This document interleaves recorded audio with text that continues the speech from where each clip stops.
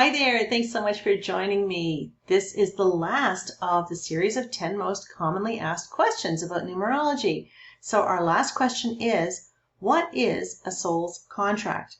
We all have one, we all wrote one, we all brought one with us. So let's find out exactly what the heck a soul's contract is.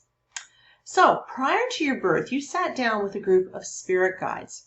Now, these are spirit guides who know you really well. They know what you know, they know what you don't know, they know what you're supposed to be learning, they know when you're avoiding learning it, right? And they'll be hanging out with you through your lifetime because they sat down and they witnessed you signing a soul's contract, which included all of the things you agreed to learn this time around. So you would have been reviewing your previous lifetimes with them while giving consideration to what you wanted to improve upon in this lifetime. So you would have chosen your date of birth based upon what you wanted to learn. So this means that you would have given a lot of consideration to what numbers you placed into your date of birth to invite the lessons that you wanted to learn. So in my case, I came in as a life path number 7. So I wanted to learn lessons around trust and spirituality and being the spiritual teacher.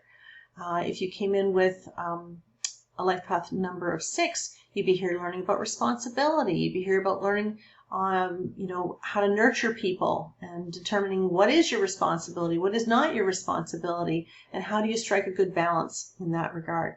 So you would have sat down with this group of spirit guides, and you would have had a conversation with them that may have sounded like this.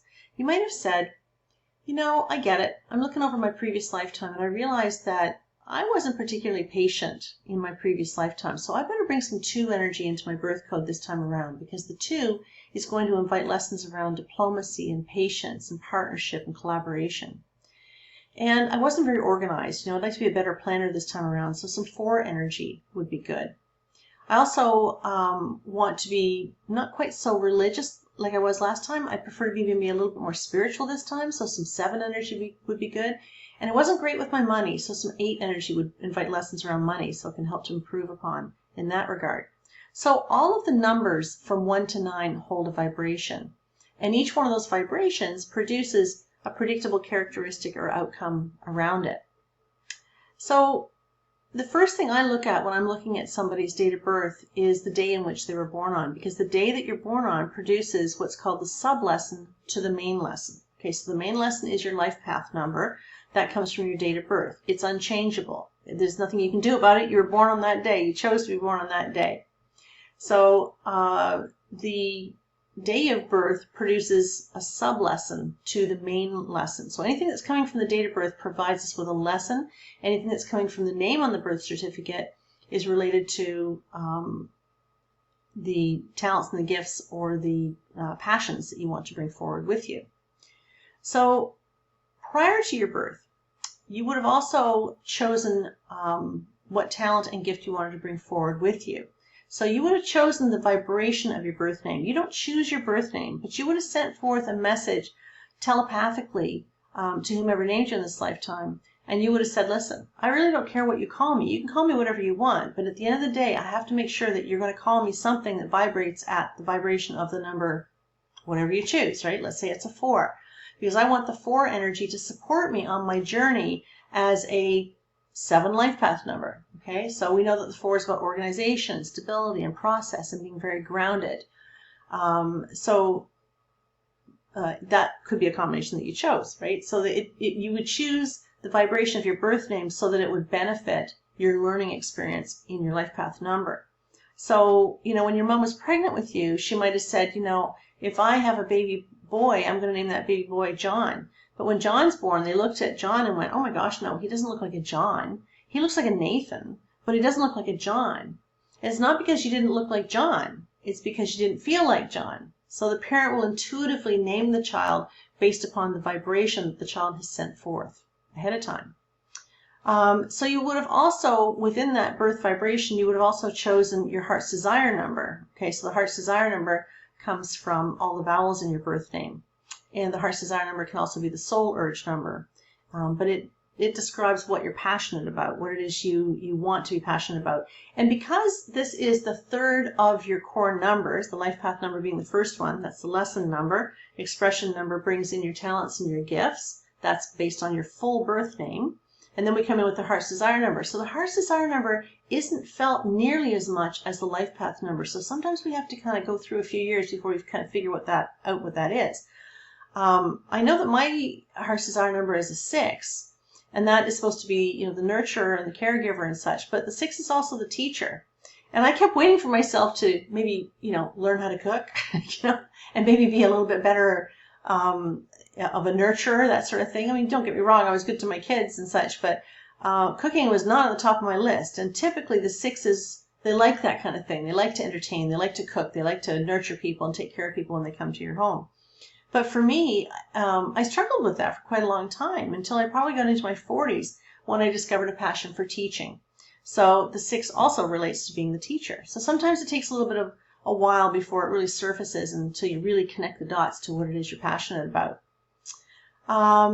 So the other part of the soul's contract includes, believe it or not, choosing your parents. Now, I know a lot of you are probably rolling your eyes going, hell no, there is no way I would have chosen my parents.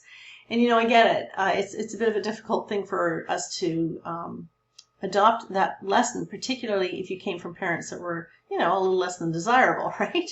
But we have to remember that we don't choose our parents from a conscious level, right? We choose our parents because we have karma that exists between us. So we know that we are intended to learn something quite significant from our parents. Now, you might be saying, well, that's all well and good for you, Anne, but, I was really badly abused by my father or my mother. Why on earth would I have ever chosen that kind of abuse? Listen, you don't choose the abuse. That's not what you choose. You choose the lessons to learn as a result of what happens to you. Okay, so maybe if you were abused, you're here to learn patience and tolerance and forgiveness and self-respect and all those things that go into recovering from abuse. Okay, so we never choose the abuse, but we do choose lessons related to overcoming the act of abuse. So, many of us would not have chosen our parents had it not been, if we were making conscious choices, we might not necessarily have chosen our parents, okay? But we are intended to learn something from them because there is karma that exists between us. We've had lifetime experiences with them. We have an agreement that says we're going to come back and do this again. So sometimes it takes a whole lifetime. And in my experience, it took me probably 40 years to figure out why I had chosen my dad, and it took me until my mom passed before I could figure out why I had chosen her. So I had really good parents, don't get me wrong, but they did have their issues. And it took me a little bit of time to accept that I had chosen them. In spite of all these issues, I still chose them. So it's really important that we understand our soul's contract so that we can own it rather than becoming a victim from it. Okay, so if you've had a life that's full of challenges and whatnot, it might be difficult for you to say, oh, I chose this. But I promise you, it's easier if you can say, I chose this situation, or I chose this lesson, or I chose my parents, rather than this is all happening to me. Because when you feel like life is happening to you, you become the victim. But if you can accept that life is always happening through you, and you get to choose how you respond to what's happening, that's when evolution begins. That's when the healing starts, right? That's when you can really experience a really phenomenal growth curve. So let's move on. Let's take a look at a soul's contract for this gentleman whose name is John Austin Jones. So John was born on May 5th of 1945. So when we do the calculation, we know that May is the 5th month. We have the 5th day. In 1945, we break that down. 1 and 9 is 10, plus 4 is 14, plus 5 is 19, and 1 and 9 equals 10, and 1 and 0 equal 1. So we're going to add 5 plus 1. So we know that John's life path number is an 11. Okay. Now, when we take all of the letters in John's birth name, you're going to have to go back to review the, I believe it was the 3rd video I think I did, on the expression number, how to do the calculation. But the expression number is based on all of the letters in the full birth name. And what you're going to do is you're going to break down John as one name, reduce that to a single digit or master number. Austin, bring that down as a single digit or master number. Likewise, Jones, single digit or master number. Then add them straight across. Okay? You can't just add all the numbers straight across because you might not get the right sublessons. And this is a case in point in John's name on his birth certificate because his expression number comes up as a 14-5. So what do we know about the 14-5? 14-5 brings in a karmic debt.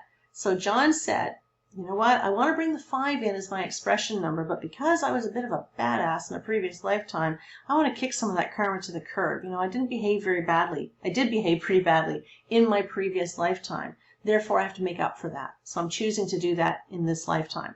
So he has chosen to come back and work on the karmic debt of the 14-5 in his expression number. Then we look at the heart's desire number, which comes from the vowels in his birth name. And the vowels in his birth name create the number 3.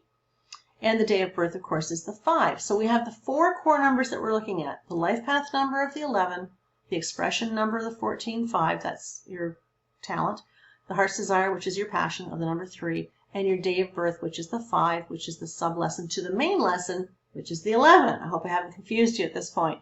But the important thing to remember is that in a soul's contract, we have chosen our date of birth, we've chosen our name on our birth certificate, not our name on our birth certificate, I'm sorry, not the name on the birth certificate, the vibration. Your parents or whoever named you chose the name, but we chose the vibration of the birth name.